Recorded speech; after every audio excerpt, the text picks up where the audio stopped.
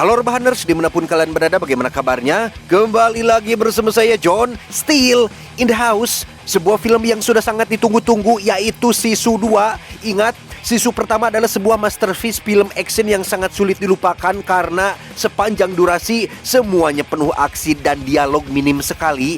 Jika Anda mencari film genre action yang real, bener-bener action, ya ini Sisu.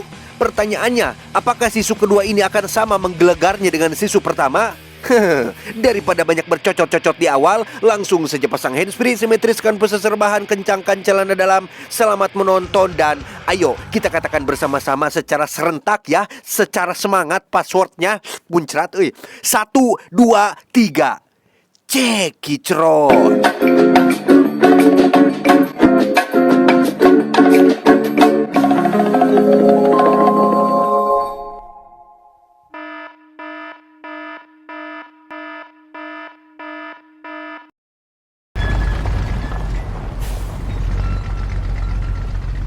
Berlatar pada tahun 1946, 2 tahun sejak film pertama dan berakhirnya Perang Dunia Kedua, kisah masih akan berfokus pada jagoan kita semua, siapa lagi jika bukan Abah Atami Korpi yang setelah punya banyak uang hasil dari emas yang ia temukan, Atami membeli sebuah truk untuk pulang ke rumahnya melewati perbatasan yang dijaga ketat oleh tentara Soviet, di mana kita semua akan diperlihatkan dengan sosok Atami yang sebenarnya merupakan pria malang sebatang kara yang harus kehilangan istri dan 2 anaknya tepat saat ia masih aktif sebagai tentara di medan perang.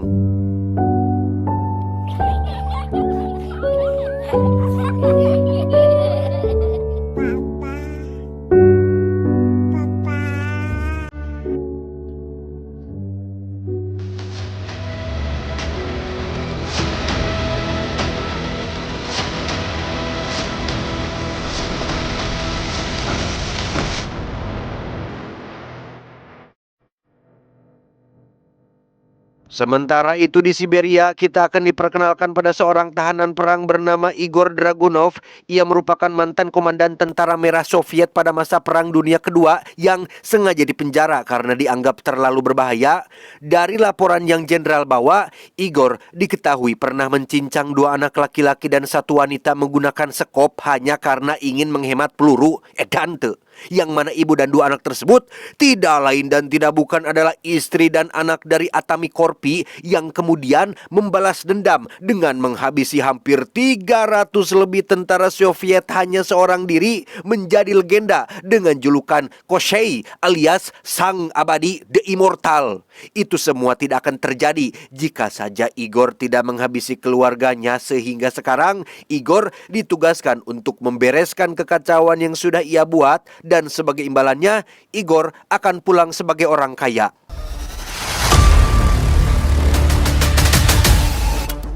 Kembali ke Atami yang sedang membongkar satu persatu kayu rumahnya untuk dibawa menggunakan truk. Setelah wilayah ini resmi direbut oleh Soviet, Atami berencana pindah dan membangun kembali rumahnya di wilayah Finlandia yang lebih aman dan baru, dengan membawa serta beberapa bagian kayu penting yang terdapat kenangan keluarganya.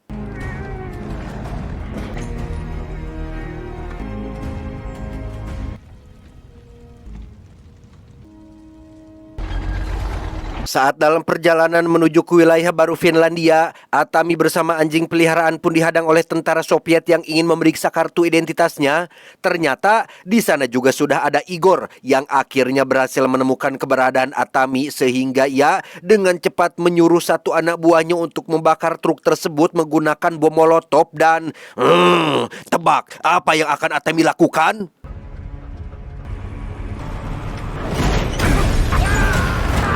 Ya, selain membakar dan mementalkan 2 orang dari mereka, Atami juga berhasil menyandra 1 anak buah Igor di dalam mobilnya. Ia kemudian melajukan mobilnya diikuti oleh Igor dan 1 truk anak buahnya dari belakang. Sampai ketika Atami memberhentikan mobilnya di tengah jalan, Igor menyuruh truk berisi 3 anak buahnya untuk turun memeriksa dan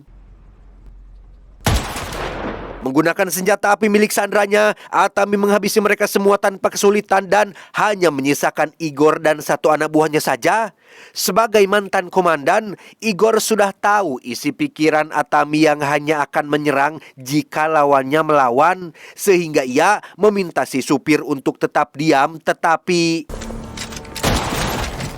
andai saja Atami tahu bahwa Igor adalah orang yang sudah membunuh keluarganya, niscaya Igor akan mati cepat sebelum ia sempat berkedip. Yang tak lama setelah Atami pergi melanjutkan perjalanannya, Igor mendapat bala bantuan dari pasukan bermotor yang datang untuk melakukan penyerbuan.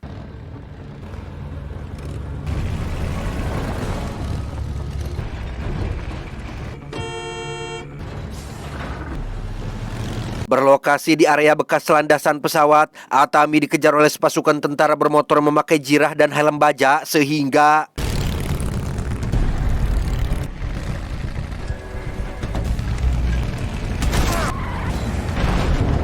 luar biasa. Meski sempat tertembak di bagian pipi kiri, Atami masih bisa kontrol menyetir mobilnya sampai ketika satu tentara naik ke atas truk dan bermaksud menembaknya dari sana. Atami pun langsung melakukan tindakan, yaitu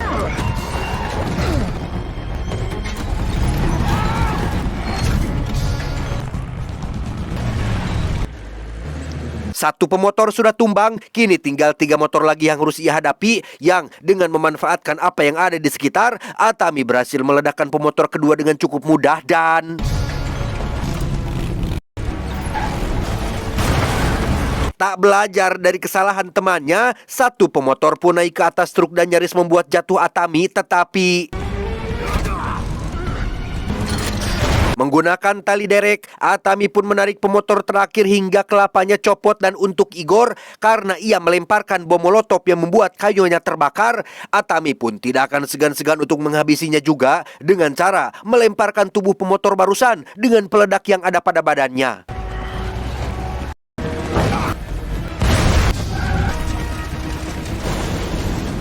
Igor berhasil selamat, sementara Atami segera pergi ke tempat aman untuk mematikan api yang membakar kayunya.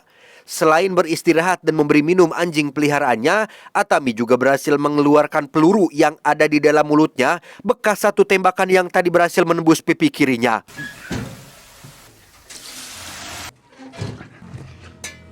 Masih tak menyerah, Igor pun menghubungi pasukan udara untuk melakukan serangan habis-habisan yang demi hanya untuk mengincar satu orang saja, mereka sampai harus mengerahkan 2 pesawat tempur dan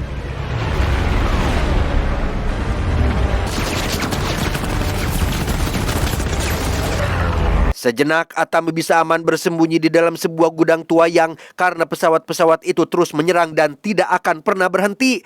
Atami pun terpikir untuk memakai pintu bekas gudang yang tergeletak guna melindungi kayu-kayu rumah yang ia bawa.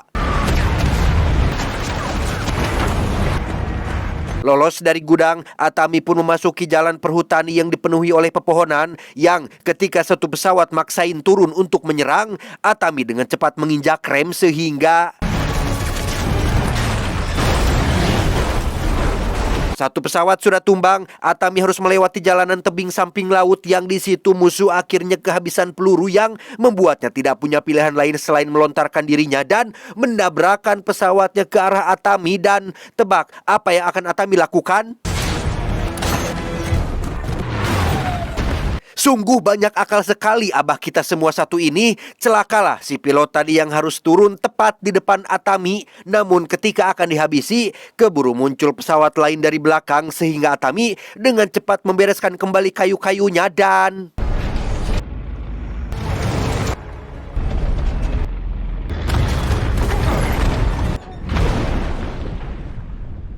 ya, Atami terpaksa meluncur jatuh di atas tebing bersama dengan truknya. Tak bisa membiarkan kayu-kayu rumahnya tenggelam. Atami pun dengan cepat melepaskan tali yang mengikatnya agar semua kayu mengambang di atas air.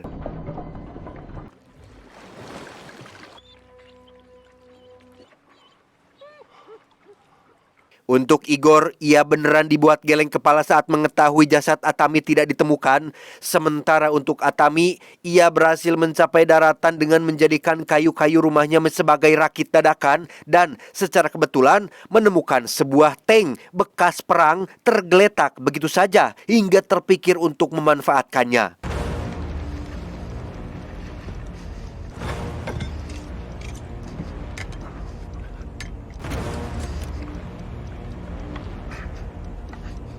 Berlokasi di perbatasan antara Finlandia dan wilayah jajahan Soviet, Igor sudah menunggu Atami di sana bersama dengan semua pasukannya.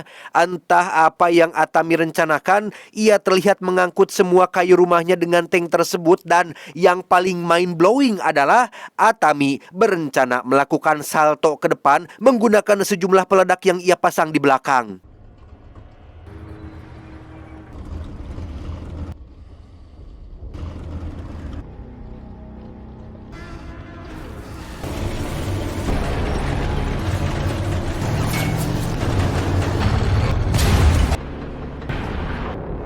Lompatannya berhasil, tapi tidak dengan tanknya yang langsung ucutan. Sadar dirinya akan ditangkap, Atami dengan cepat mengambil sebuah pisau dan menghancurkan gagang kayunya menggunakan mulutnya sendiri yang entah apa yang sedang ia rencanakan.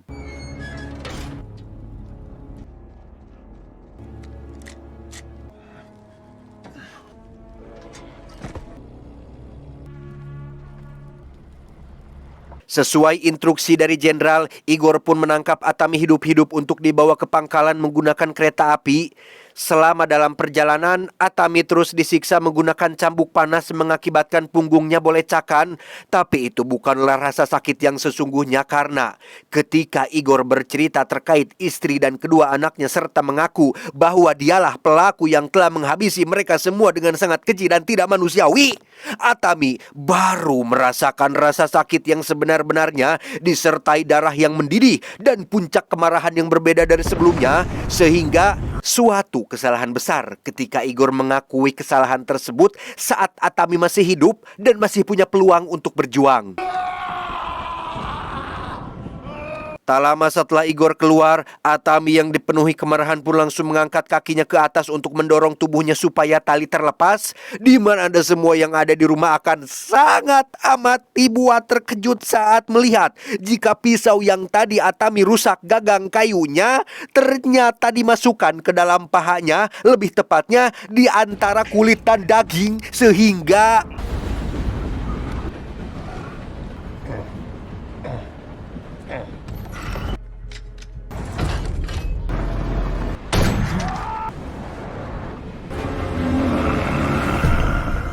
balas dendam, itulah tujuan Atami sekarang, di mana Igor sendiri terlihat berada di gerbong depan bersama si jenderal dan para petinggi kemiliteran. Ketika Igor meminta hadiah atau imbalan yang dijanjikan, jenderal malah mengajak Igor untuk berpesta dan minum-minum dulu, seolah terkesan menunda-nunda dan tak niat ngasih hadiah. Jenderal tidak sadar jika sosok seperti Igor bukanlah tipikal orang yang bisa dipermainkan atau diajak kooperatif, karena ketika keinginannya tidak cepat dipenuhi, Igor akan melakukan tindakan tak terduga, yaitu menghabisi semua orang termasuk si jenderal itu sendiri.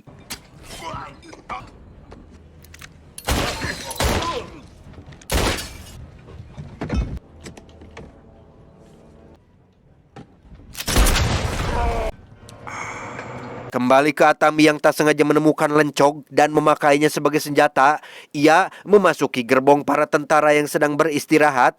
Tak ingin membangunkan mereka, Atami pun berjalan secara perlahan, bukan karena takut, tapi lebih kepada tidak mau buang waktu. Atami dengan cepat memasuki gerbong selanjutnya yang di situ sama saja terdapat belasan tentara yang sedang beristirahat. Tepat saat ada satu tentara yang baru kembali dari toilet, sehingga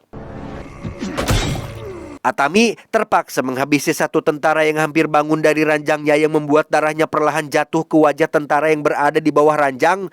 Tak lama ada satu tentara yang tak sengaja menjatuhkan botol yang membuat lantai dipenuhi beling, dan lebih ke arah sedikit komedi sih, Atami harus mengalami rasa sakit ketika tangannya kejepit jebakan tikus saat dirinya sedang sembunyi di kolong kasur. Melihat para tentara mulai terbangun, Atami dengan cepat keluar dan mengunci pintu gerbongnya menggunakan lencog. Alih-alih memasuki gerbong selanjutnya, di situ ada para tentara senior yang masih terjaga, sebagian ada yang sedang main kartu, sehingga Atami terpaksa naik ke atas gerbong guna menghindari keributan. Tetapi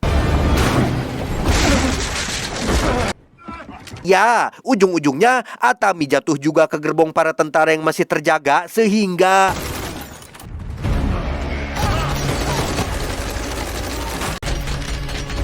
Sekitar 17 tentara habis disikat oleh Atami menggunakan Tommy gun sebagai senjatanya. Mendengar suara tembakan dan teriakan anak buahnya, Igor langsung keluar dan menyadari Atami sedang memburunya sehingga ia dengan cepat melepaskan pengait gerbong agar Atami tidak bisa mengejarnya. Dan ya, entah apa yang akan Atami lakukan dengan rudal tersebut. Namun saat ada 3 tentara muncul, mereka langsung dikejutkan oleh api yang menyala yang ternyata... What the pucek, Atami memanfaatkan roket pendorong pada rudal tersebut untuk mengejar Igor sehingga...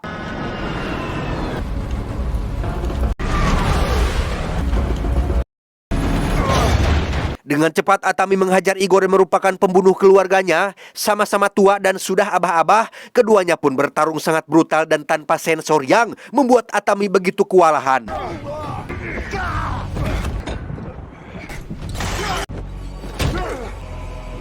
Dikira Atami sudah kalah, Igor benar-benar geleng kepala dan kembali harus bertarung. Yang kali ini mereka saling tusuk-menusuk satu sama lain menggunakan sendok, garpu, dan apapun yang ada di sekitar. Sampai akhirnya...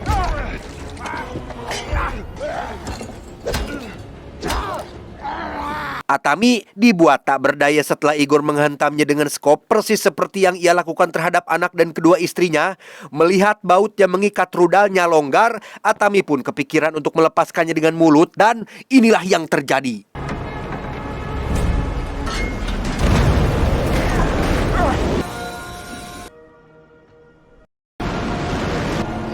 Rudal tersebut nyaris saja mengenai wajah Igor yang alasan kenapa belum meledak adalah karena ujungnya tidak mengalami tekanan yang cukup, tetapi...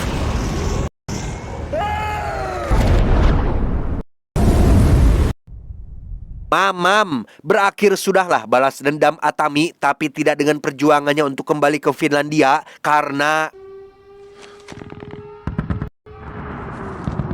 Ya, 2 penjaga perbatasan pun ketar-ketir saat mendengar suara tembakan dan teriakan teman-temannya di kejauhan, yang ternyata itu adalah ulah Atami yang sedang mengayuh kereta dorong berisi kayu-kayu rumahnya.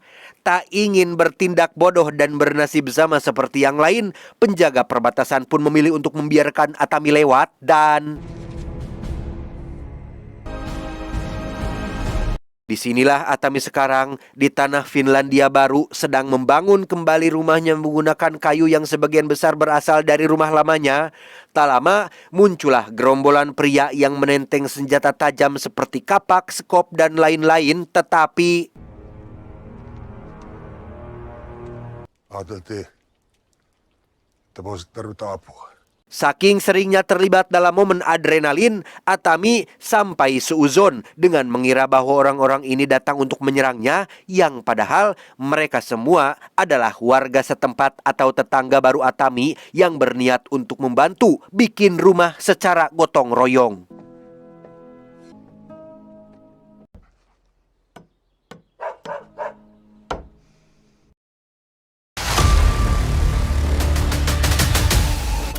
Tamat, ending yang sangat memuaskan.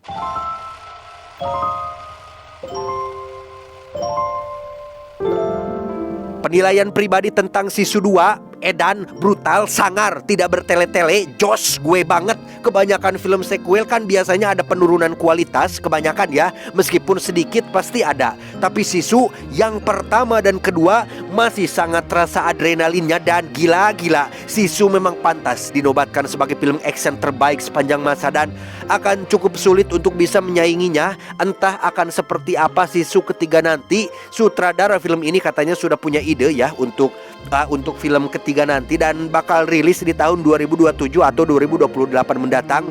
Kita tunggu saja. Pesan yang bisa kita ambil dari film ini adalah jangan mudah menyerah dan jangan cepat mati. Itu saya John, mewakili jajaran direksi yang bertugas, mengucapkan terima kasih dan sampai jumpa di video selanjutnya. Adios.